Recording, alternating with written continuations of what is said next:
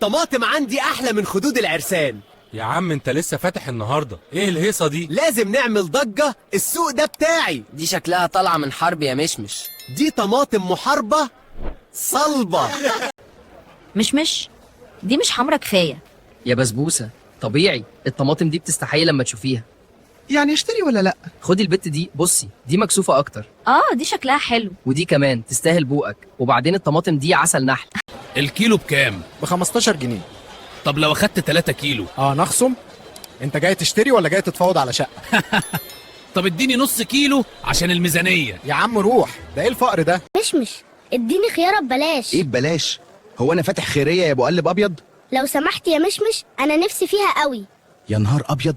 ماشي يا سيدي، خد يا عم، بس ما تقولش لحد عشان السوق يبوظ. حاضر حاضر، شكرا يا مشمش. دي صغيرة، قلل السعر. يا امل، ده فلفل مش ايجار شقه. هو بصراحة صغير قوي يا مشمش. يا جماعه الفلفليه دي متربيه على ايدي، عظمه وحته شغاله. انا اقول ب7، تبقوا عايزينها ببلاش كده ليه؟ 5.5 آخر كلام. يا جدعان انتوا